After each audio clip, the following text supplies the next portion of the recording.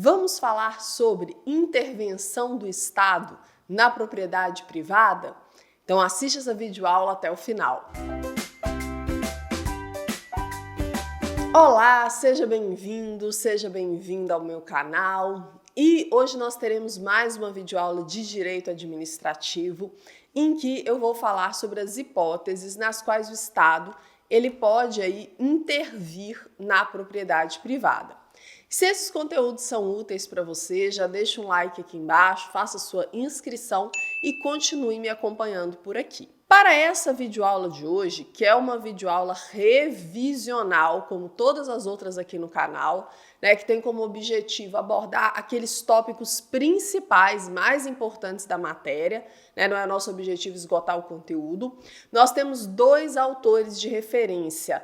O professor José Aras, né, o curso de Direito Administrativo do professor José Aras, tem essa proposta também de manual, né, de obra voltada para a OAB, para concursos, e o manual de Direito Administrativo do professor Matheus Carvalho, que é outro velho conhecido nosso, né, já gravei outras videoaulas com base na obra dele, então vou colocar o link aqui embaixo para caso você queira conhecer e quem sabe até adquirir, né, alguma dessas obras de referência, que são obras aí voltadas, né, para você conhecer os conceitos iniciais dessa matéria.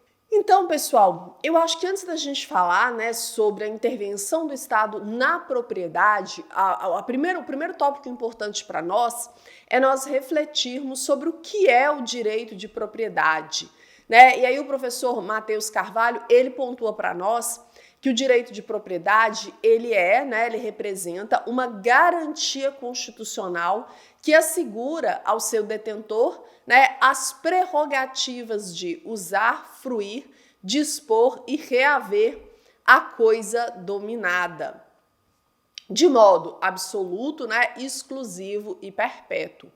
Então tem a ver com aquela prerrogativa minha de, pelo menos inicialmente, pelo menos a princípio, fazer o que eu quiser com aquele bem que é meu, né, com a minha propriedade. E aí a gente tem a previsão do direito de propriedade, né, na Constituição Federal de 88, no artigo 5º, inciso 22, né, a Constituição fala para nós que é garantido o direito de propriedade. E o artigo 5º, inciso 23, fala que a propriedade ela atenderá, né, deverá atender a sua função social, ok? E aí, né, a gente segue ainda nessa perspectiva, né, do direito de propriedade. Como todo direito fundamental, né, o direito de propriedade, ele não é um direito absoluto, ok? Vocês devem saber que mesmo os direitos fundamentais previstos na Constituição, eles estão sujeitos a limites, a restrições. E no caso do direito de propriedade, né, existem situações em que o Estado ele vai poder intervir nesse direito.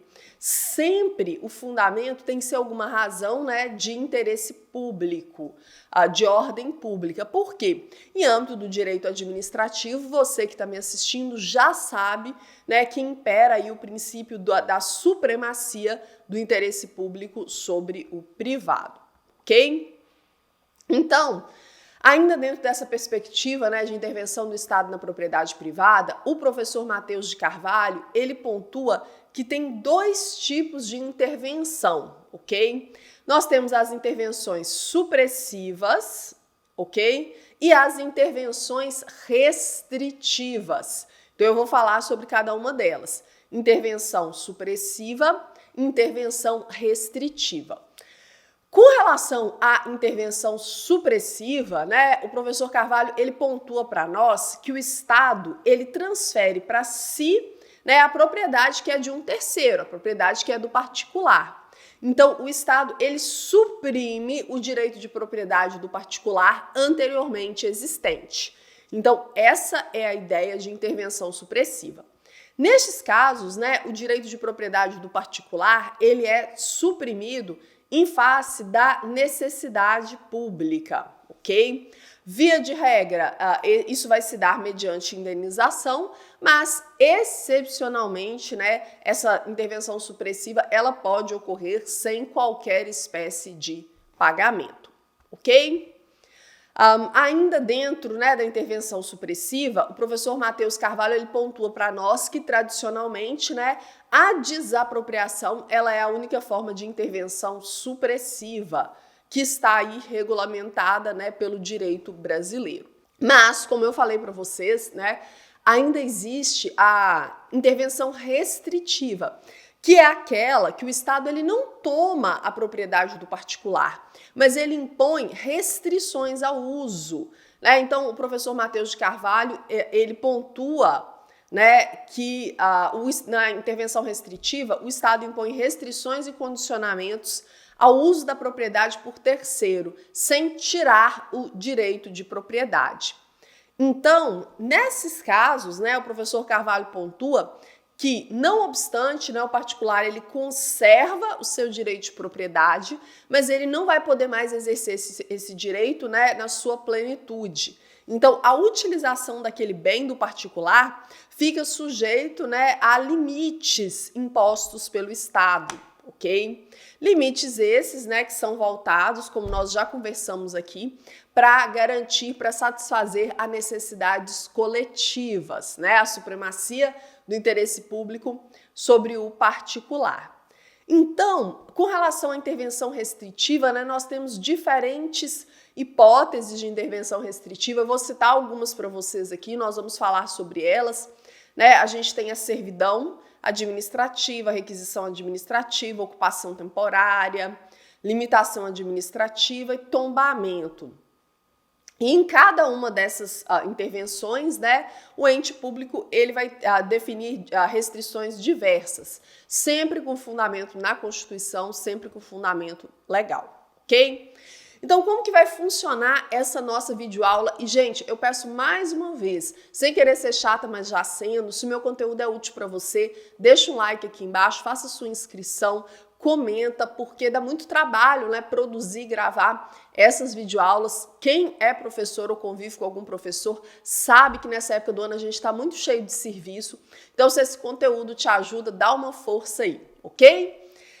Então, só para organizar aqui, eu vou falar inicialmente sobre as intervenções supressivas, né, sobre as diferentes modalidades de desapropriação, e depois eu vou falar sobre as intervenções restritivas, mais a parte conceitual, né, comentando o ponto principal aí, o que tem de mais importante de cada uma dessas intervenções. Pessoal, intervenções supressivas, né, nós temos a desapropriação comum, temos as modalidades de desapropriação especiais e temos também o confisco, que ele é uma espécie de desapropriação, mas ele é um pouco diferente, né, da desapropriação comum e das desapropriações especiais. Eu prefiro dizer que ele é uma forma de intervenção supressiva, né, porque a gente vai ver que o confisco ele se dá sem nenhum tipo de indenização, mas em um primeiro momento, a gente vai falar um pouco sobre a desapropriação comum, depois sobre as desapropriações especiais e só depois sobre o confisco. A desapropriação comum, ela está prevista no artigo 5º, inciso 24 da Constituição. Então, pode abrir aí. Essa desapropriação comum, ela ocorre por utilidade ou necessidade pública ou mesmo por interesse social, mediante justa e prévia indenização em dinheiro. Essa desapropriação comum, qualquer ente da federação, então União, Estados, Distrito Federal e municípios, tem legitimidade para propor. Essa desapropriação comum, quando ela for por necessidade ou utilidade pública, ela está regulamentada, então anote aí, através do Decreto-Lei número 3.365 de 41. Então, aqui a gente tem basicamente um cenário em que ocorre a utilização direta do bem pelo Estado. Em situações, né, em que há alguma urgência, em situações em que ele precisa.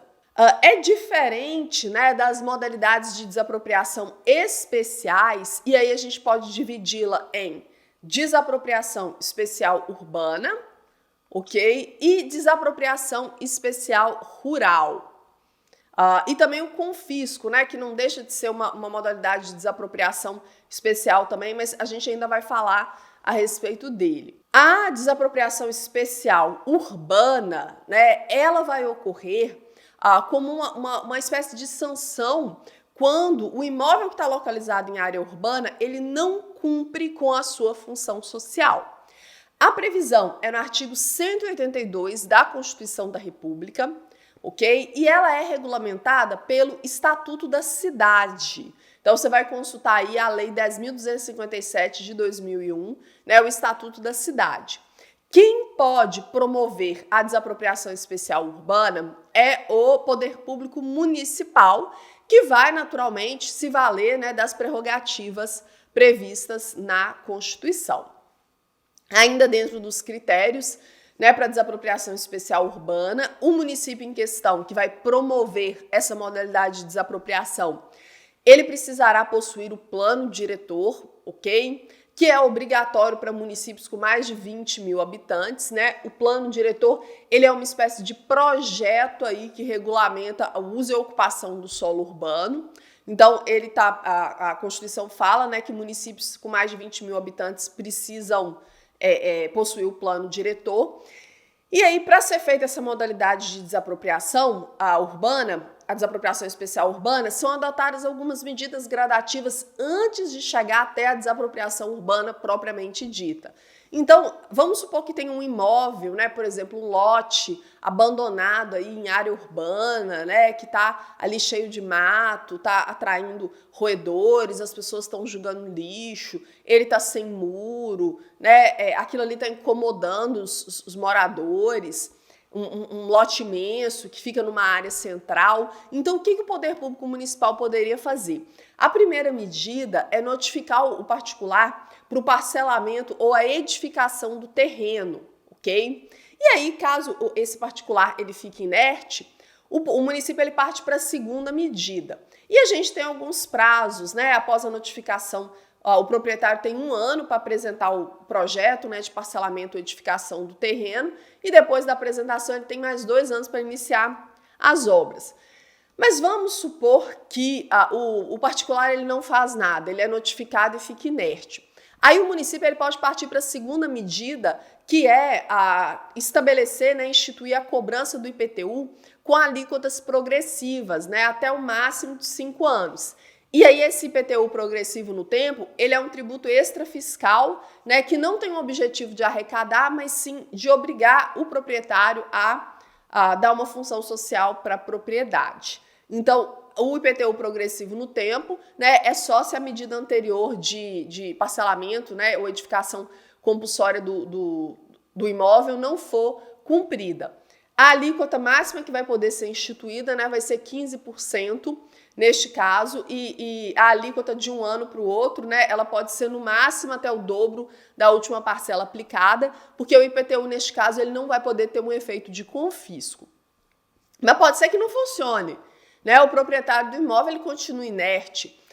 E aí, neste caso, né, se não, as tentativas anteriores não lograrem êxito para obrigar o proprietário a cumprir com a função social do imóvel, né, da propriedade, aí sim, né, inicia-se o processo de desapropriação especial urbana, que, como eu falei no início dessa parte da videoaula, vai ter aí uma natureza de sanção. Depois vocês podem ler mais sobre isso no artigo 182 da Constituição, né? E neste caso, tem indenização para o proprietário? Até tem, mas não é indenização em dinheiro. A indenização ela vai ser feita por pagamentos em títulos da dívida pública, né, resgatáveis em até 10 anos, artigo 182, parágrafo 3º da Constituição, ok? E a gente ainda tem a desapropriação especial rural, que ela decorre, né, do descumprimento da função social do imóvel rural. Artigo 184 da Constituição, pode conferir aí, ok? Neste caso, nessa modalidade de desapropriação-sanção, a Constituição ela dá uma destinação vinculada para este bem, que é a utilização para fins de reforma agrária. Só pode ser feita pela União, ok? E depois, se vocês quiserem ler mais, né, a respeito deste tema, convém vocês consultarem o Estatuto da Terra, Lei 4.504 de 64, que é uma legislação que se relaciona aí com o nosso conteúdo. Neste caso, né, a desapropriação especial rural, ela está prevista, como eu falei, no artigo 184 da Constituição da República. E a gente ainda tem o confisco, né, que está previsto no artigo 243 da Constituição da República. Você pode ler também a Lei 8.257 de 91, mas a melhor leitura de referência é o 243 da Constituição. Essa modalidade de desapropriação, na verdade, ela é uma forma de expropriação, né, do bem, sem nenhum tipo de indenização, quando o proprietário está utilizando o seu imóvel, nessa terra, para cultivo de drogas ou para exploração do trabalho escravo. Então, o poder público ele pode tomar, né, este bem sem nenhum tipo de indenização ao particular, ok? Só os aspectos gerais, né, os pontos mais positivos de cada um. E aí, a gente vai falar um pouco sobre as intervenções restritivas do direito de propriedade, né, com exemplos. Então, nós vamos falar sobre o ponto mais importante, né, conceitual, sobre a servidão, ocupação, requisição, tombamento e limitações. A servidão, pessoal, o professor José Aras, ele conceitua, né, a servidão como a modalidade de intervenção do Estado com natureza de direito real sobre coisa alheia, pela qual se busca viabilizar a prestação de um serviço público de caráter permanente, ok? Então, esse aí é o conceito, né, de servidão. Aí, o professor Zé Aras, ele ainda completa, né, que essa espécie de intervenção restritiva, ela vai incidir sobre bens sobre bens imóveis determinados, e ela tem um caráter perpétuo. Então, sobre bens imóveis com caráter perpétuo. Ou seja, enquanto for necessária a prestação daquele serviço público, aquele bem imóvel do particular vai ficar sob servidão, ok? Inclusive, essa servidão ela é eterna, né, perene, e ela é registrada na matrícula do imóvel. O proprietário não usa mais esse bem com exclusividade, né, porque ele vai dividi-lo com a administração. E um exemplo, né, que a gente mais encontra na doutrina é o uso de imóveis para construção, né, de postes de energia elétrica, ok? Então, já falamos sobre a servidão, agora a gente vai falar sobre a ocupação temporária, né, ou a ocupação. Para o professor José Aras, a ocupação temporária é uma espécie de intervenção do Estado que incide sobre imóveis vizinhos a obras públicas, com o objetivo de viabilizar a execução. Então, o Estado, ele usa, né, por exemplo, a administração pública usa um terreno vizinho a uma obra pública para colocar máquinas e materiais, né, durante o período ali que aquela obra estiver em andamento. Então, isso seria uma espécie de ocupação que ela vai ser feita, né, como eu falei, de forma temporária. Temos ainda a requisição, né, ou requisição administrativa, que está prevista no artigo 5º, inciso 25 da Constituição e artigo 1228, parágrafo 3º do Código Civil, né? Então, para o professor José Aras, a requisição, ela também representa aí, né, uma forma de intervenção do Estado na propriedade privada, só que ela vai se dar em caso, né, de iminente perigo público, como o próprio dispositivo constitucional diz, né? Então, em caso de iminente perigo público, a autoridade competente poderá utilizar de propriedade particular. Nesse caso, cabe ao proprietário, né, algum tipo de indenização? Até cabe, mas é uma indenização ulterior se houver dano, ok? Então, cabe indenização ulterior se houver dano. E aí, ainda o professor José Aras completa, né, que seria como se a administração pública pegasse um bem emprestado, né, e devolvesse ao particular, e só vai ter indenização se houver dano. Então, é para aquelas situações, né, o professor José Aras, ele exemplifica situações de enchentes, desastres, acidentes, calamidades públicas, né, tudo isso dá ensejo à requisição administrativa de forma autoexecutória, né, pela administração. Eu vou dar um exemplo para vocês. Imagine que ocorre uma grande enchente que deixa muitas pessoas desabrigadas.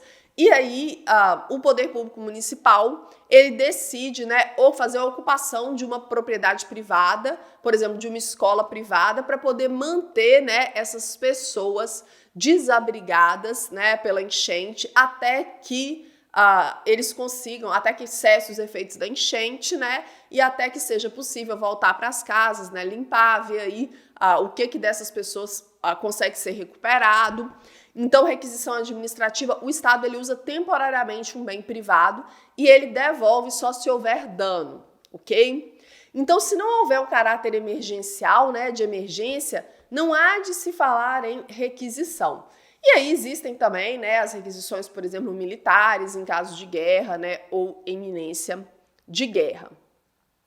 Já caminhando, né, para a nossa reta final, existe ainda o tombamento como uma outra forma de limitação, né, como uma outra forma de intervenção, do Estado na propriedade privada, uma intervenção também restritiva.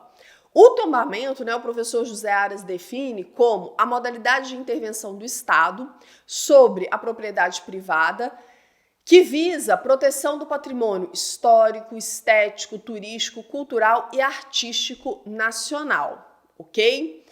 O interessante sobre o tombamento, né, é que essa modalidade de intervenção, ela incide sobre bens móveis ou imóveis, né, sobre bens corpóreos ou extracorpóreos.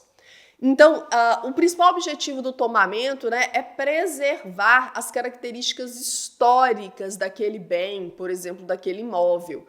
E aí o tombamento proíbe, né, que o proprietário faça qualquer tipo de descaracterização. Então, por exemplo, a sua família é proprietária de um casarão antigo do ciclo do café. Se esse imóvel está tombado, você não pode derrubar, você não pode mudar a fachada, você não pode alterar radicalmente as cores, né? Via de regra, o tombamento não é indenizável. E a gente tem exemplo de diferentes bens, né, do patrimônio nacional que são tombados. Por exemplo, Cristo Redentor, Igreja do Senhor do Bonfim, né, as obras de Aleijadinho, a receita do acarajé, né, a toalha de renda, são exemplos do professor José Aras, dentre outros. Então é possível que bens imateriais sejam tombados, ok? A competência para legislar sobre o tombamento é comum entre a União, os estados, Distrito Federal e municípios, né? Para tanto, basta que você consulte o artigo 24, inciso 7º da Constituição.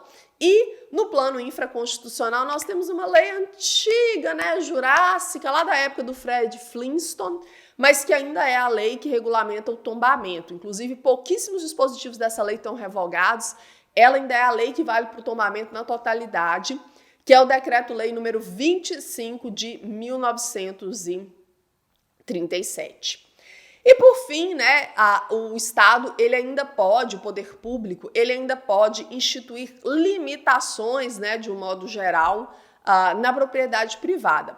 Essas limitações, a gente chama elas de regras de uso e ocupação do solo. Então, por exemplo, em determinadas áreas urbanas, né, em um determinado bairro do município, não pode construir prédio com mais de 3 andares. Em um determinado bairro do município, não pode ter área comercial, só residencial, ok? E aí o professor José Aras, para a gente fechar aqui, sobre essas limitações, ele fala, né, que a limitação não se dirige a um particular ou a um imóvel de forma individualizada. Essas limitações, quando instituídas pelo poder público, elas têm alcance geral, né? Justamente por isso, a gente está falando de uma espécie de intervenção restritiva, né, que não gera aí nenhum tipo de direito à indenização, ok? Como regra. Pessoal, confira as obras de referência aqui. Um grande abraço e até mais.